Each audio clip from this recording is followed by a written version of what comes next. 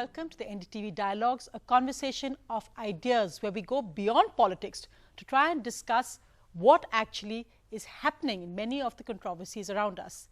This week, the sharp focus has been on atrocities against Dalits, a reminder of how in 21st century India, we still treat people as lesser human beings based on their caste, color, religion.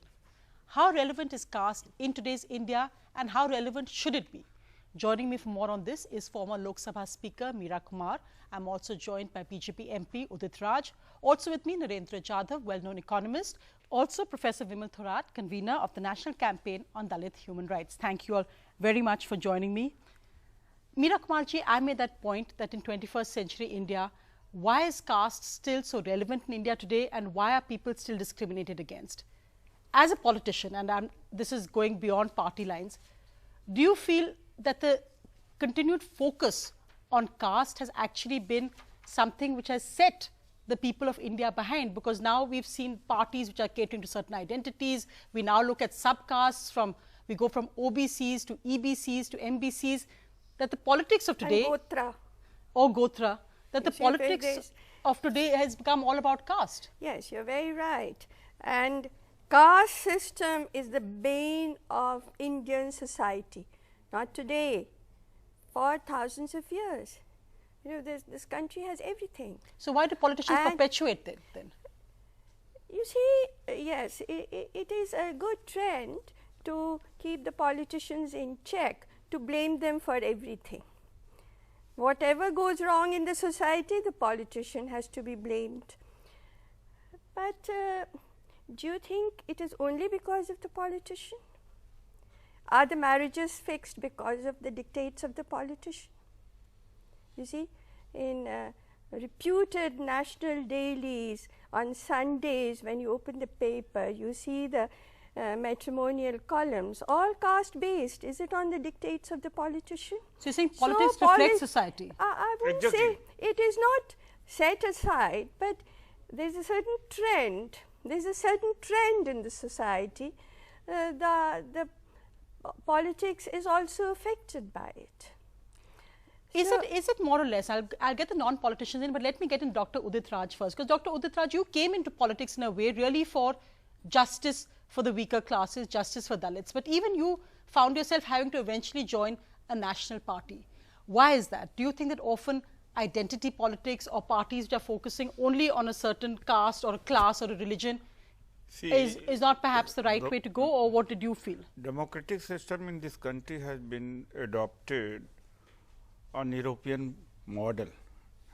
There the task of or objective of a state is to take care of education, health and basic amenities. In those societies there is no caste system, but when we adopted the democratic system, rather we imported democracy from there. We would have evolved it in our own context, in our own social paradigm. What happened? Politics has never touched the social issue in this country. I don't know left to whom. Nor education system addresses it, nor NGOs, not social, not those who are human rights activists. I don't know to whom it has been left, to aliens or to other nations, guys, that they should address the political scenario here. See, I am Ambedkarite. It's not that I am Ambedkarite and I am here flattering or of course worshipping my icon, that Baba Saheb Dr. Ambedkar. He was the only one who preached for annihilation of the caste, nobody else, whether it be it Gandhi ji, Nehru ji, Patel ji, anybody. And 125 years later, the UN marked its anniversary, but we still... He only said that annihilation of caste is the only solution. No political party. No, I accept that, which is why I want to make that point. And let me come. No, Udit Raj, because I just want to take that point you said. Let me come on. What happened is that when the political parties are not addressing, have never addressed this caste issue. They have exploited the caste. What is a very shortcut and very easy to get the vote by emotionalizing the caste. That's how it has become a rather easy, very easy to come into the power. This is what I have to say.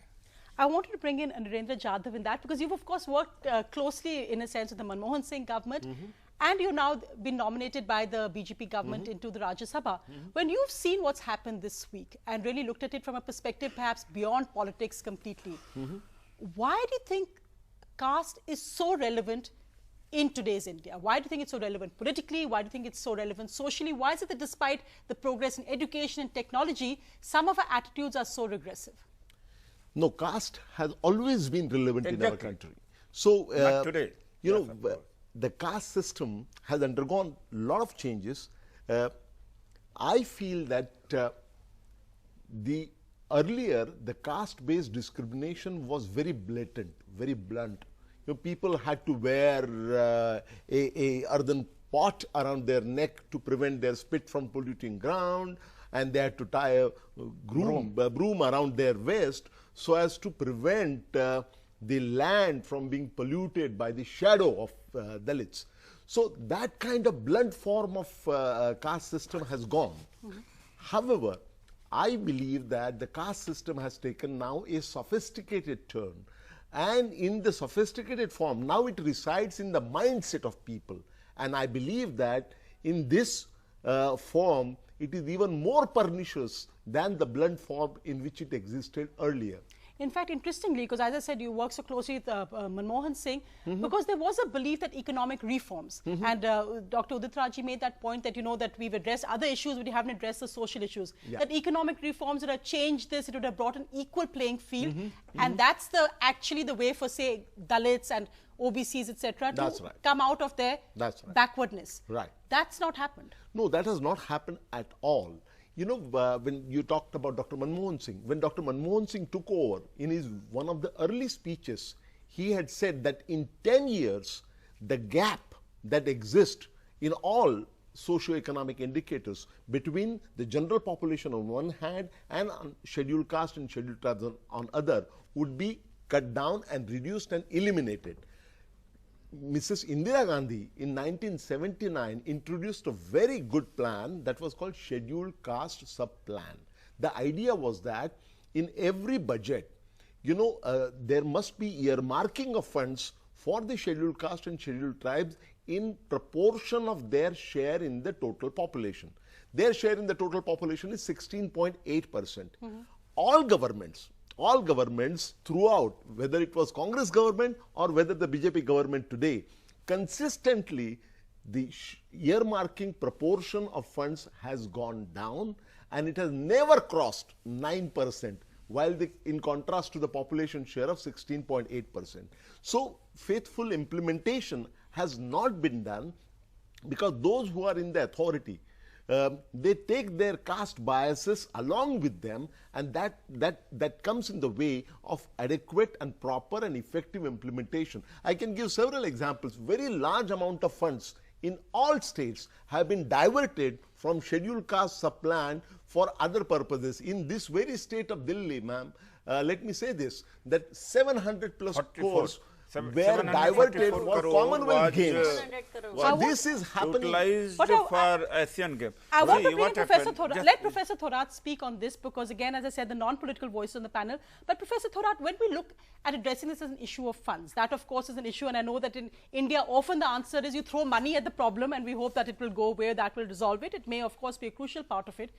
But when we look at the social issues, when you look at the fact that young students who get into the best universities feel that they can't cope with the pressure, they may get into IITs, they may get into IIMs. We saw what happened with the Rohit Vemula case. What is the current clashes that we are seeing amongst the younger generation, the future of India, which we are seeing perhaps borne out as well in the beatings of these young men, in the attacks, the derogatory language being used against a Dalit woman? You just quote Rohit Vemula's case. You see, a very bright student who got the admission in HCU, Hyderabad Central University, and got the fellowship also. But the entire institution become very discriminatory against him, and it is finally he has to commit suicide because his fellowship was cut down since last 10 Was months stopped, I before think. before Was before his suicide. And then he and other four other Dalit students were banned the entry. They were just banned Yes. the entry in the public places and on the campus. What kind of attitude shows the institute towards the Dalit student? But suppose, Instead suppose of he had not been Dalit, for supporting instance, the suppose it was a institute is ABVP versus someone, educational. do you think it would have been the same? Suppose it was, say, ABVP versus NSUI, for argument's sake. Do you think the action would have been the same, or do you think there was discrimination because of caste? You see the entire incidences See, there is a difference between happened caste during this discrimination thing. and other form of The discrimination. entire institute and the political leaders, they really form a team against the one student. The very small students, they are the students, very vulnerable So students. you see this as part of a pattern. It's a pattern. You can see the pattern, and we have studied that. And my organization and I was involved in that program, the facts finding committee. We visited the university several times. We talked to the students, the teachers, the SC/ST Teachers Association. Every evidence says that it was a institutional murder of Rohit I think Vemula. I just And want it has been proved. I'll it has just- been proved. I'll just intervene. I'll Sonia, just just small give me intervention. one Yes. second. It has been proved because you can see all the documents. What Manusmriti Irani shows in the Smriti Irani I know, I shows, hope that was a shows in Freudian the slip, because I don't think you can call her Manusmriti Irani at all. Shows I'm please pardon me. I'm sorry to say that. She in front of the parliament, what she shows the papers, those are not the real paper. We have the entire set of paper. No, I think that's a valid, if the but media I think wants, that's the we point can, of a we large, can, I we think can Rohit's provide death the itself can be a thing. larger political See, So debate. we are this is getting But I just diverted. want, no, but this Dr. is the Udit case Raj, of discrimination. I wanted to bring in Meera student. Kumar, who is We are not losing the today. focus I of- have to be the speaker here at this point, but I wanted to bring in Meera Kumar on this specific point. When we talk today of moving beyond caste, can we do that? Because even an we educated can't. and even an educated woman like yourself, when you took over as speaker, you never like to be described as a Dalit politician, but you made the point that you are the speaker of the house, but are a Dalit. In that sense, do we have to wear being a Dalit or being of a certain caste as a badge in today's India? Do you think it is important, or do you think actually by doing that we go backwards? Why do you have to mention a Dalit politician? In Bihar, they say, oh, we should project Meera Kumar ji because she's a Dalit face. Today in Uttar Pradesh, the Congress says they want a Brahmin as a chief ministerial candidate. Isn't that caste politics? It is. That's what I said right in the beginning, that caste has been there since time immemorial and is continuing. And let me just quote, I had once asked No, my but if- father, yes. you just please listen.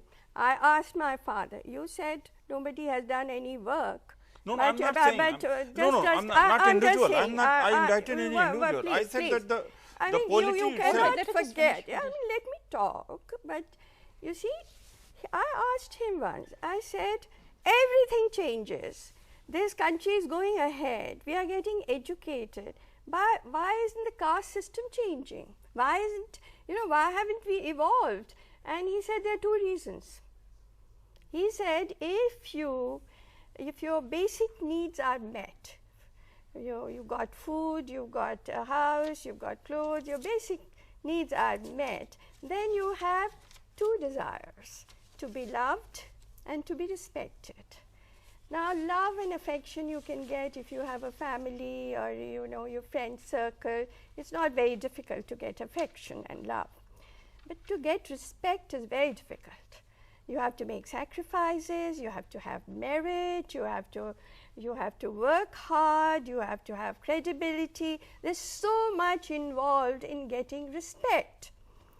Now, if you have a system where the moment you are born, you get respect from hundreds and thousands of people, they just look up to you, look up the child because he is born in a certain family, a certain caste, he immediately everyone comes and touches the feet, or then you get, why should those who are benefiting from that system would want to dismantle that system? That is the reason why it is continuing. But why do politicians like yourself also say Dalit politician? I'm saying you are bringing in politicians. I'm very glad you are bringing in politicians, because politicians should also, if they are leading, they should also show that they are leading.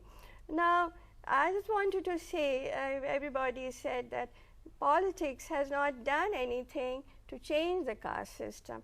Well, I would say, I'm saying it's perpetuating it by defining politicians by their caste. I would say you are talking of, say, last 3 decades or 4 decades, but at the time of the freedom movement, when we were having the freedom movement, you see, things changed. No, all those who were very obscurantist, very casteist, they also were ready to give it up. But let me tell you that there was a phase in this country when, I wouldn't say caste system was eradicated, but certainly those who were involved in the freedom movement and were not totally away from politics of this country were responsible for, if I am sitting here today, or he is sitting here today, or she is a professor,